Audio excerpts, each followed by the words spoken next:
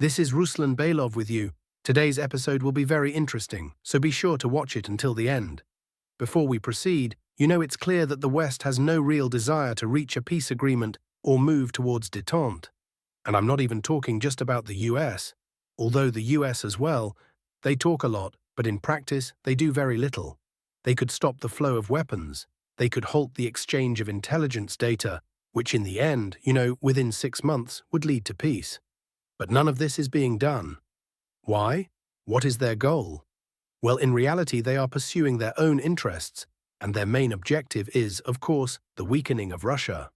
In any case, let's continue analyzing the situation on the front lines. Once again, today's episode is going to be interesting. Let's open the map. So friends, as I promised, today will not be a regular frontline report on current events. Today we will discuss the objectives of the Russian army for the spring-summer campaign, which is set to begin very soon. Moreover, we have data both from the Ukrainian side, what they expect from the Russian army, as well as data from our own side. We will compare them and draw some conclusions about what we can expect in the coming months. Let's start with Ukrainian assessments. Recently, a Ukrainian armed forces officer from the intelligence sector stated that in the coming weeks, a large-scale Russian offensive will begin, primarily in the south, with the cities of Zaporizhzhia, Kherson, Mykolaiv, and Odesa as its targets. Let's analyze whether this is realistic and if it aligns with reality or not. First, let's consider what is actually realistic. A Russian offensive on Zaporizhzhia is quite plausible. Right now, we can see the final preparations on the front line in that sector. What does this mean? This area right here, a couple of weeks ago the front line was here, behind Pyatikhatki.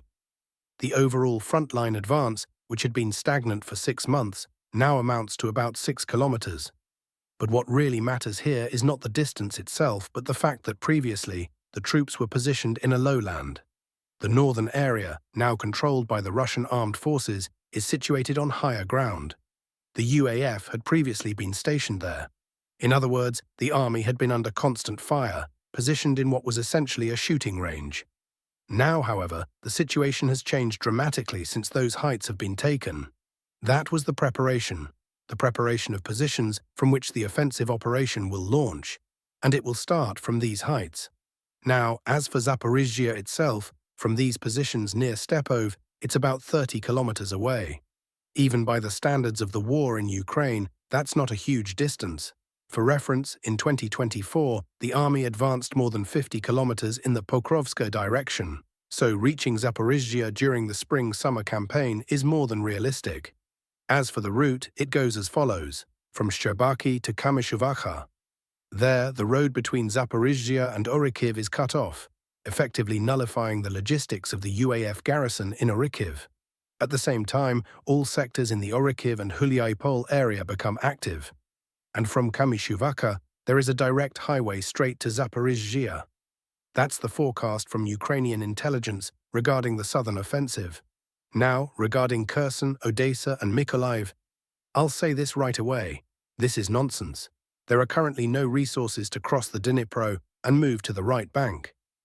If a mobilization of 500,000 to 600,000 troops were conducted, then this could be a discussion. But not under current circumstances, not with the current resources. Because without crossing to the right bank, no further actions can be taken. So we won't even discuss this hypothetical scenario. Instead, we will focus on those where large-scale, serious offensive operations will definitely take place. We have already analyzed one front sector, where significant actions will occur in the spring and summer. Now let's discuss the other directions. There are three key sectors. The first sector is a very large one. It includes this entire territory, with 2 key urban agglomerations as the main objectives. The first is the Kostiantynivka-Druzhkivka area. Right now, we can see concrete actions aimed at encircling Kostiantynivka from 3 sides. The first direction is from the Chasiv Yar area. Only 7 kilometers remain to Kostiantynivka. The second is from the east, from the direction of Bila Hora, where Russian troops are currently positioned, 8 kilometers away from Kostiantynivka.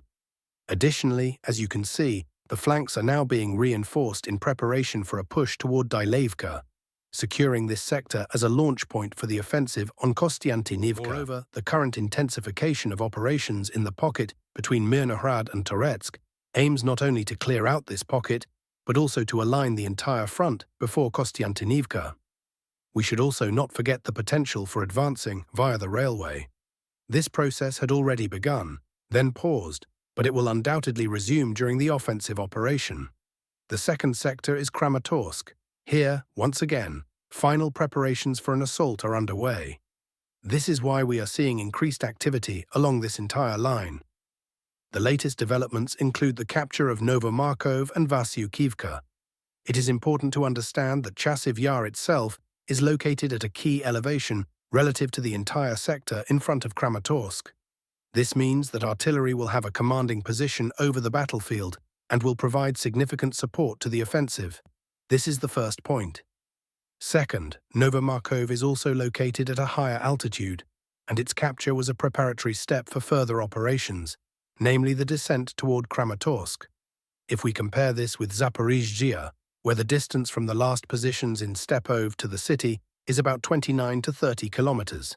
Here, the distance is much shorter. From Novomarkov to Kramatorsk, if we measure, it is approximately 16 to 17 kilometers. I would also include the offensives on Lyman and Siversk as part of this sector.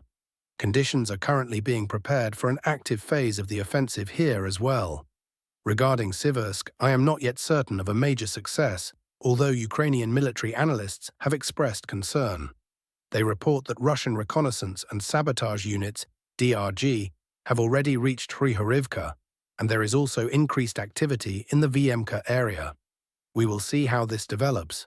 As for Lyman, the bridgehead on the right bank of the Zherebets River is actively expanding, meaning preparations for further advances south toward Lyman are in full swing.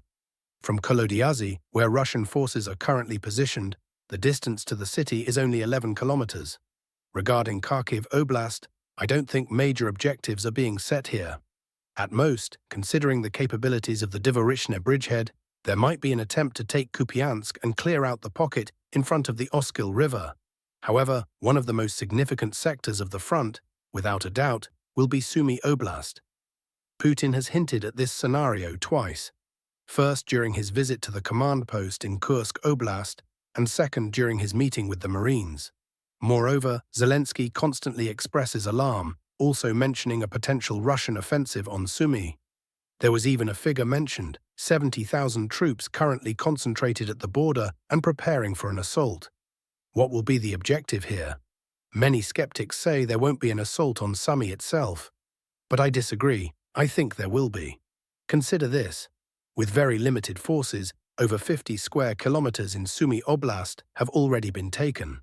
Furthermore, Russian forces have advanced significantly toward Yunakivka, which previously seemed an unattainable objective.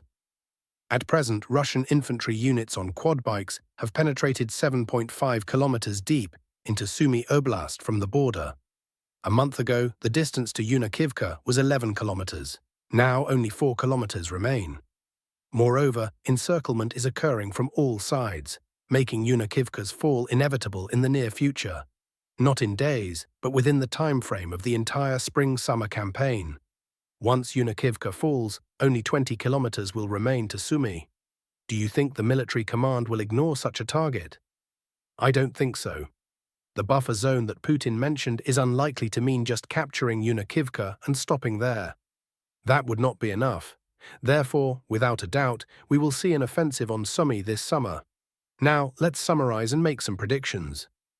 Although forecasting is an uncertain task, we can still outline some key points. Offensive on Zaporizhzhia, expected result of the spring-summer campaign, reaching the outskirts of the city. Offensive on Kostiantynivka, Druzhkivka, expected result, capture of Kostiantynivka. Offensive on Kramatorsk, expected result, reaching the outskirts of Kramatorsk. Offensive on Siversk and Lyman, expected result, the capture of either one or the other. Personally, I believe the Lyman direction is more promising. Offensive in Kharkiv Oblast, expected result, capture of Kupiansk.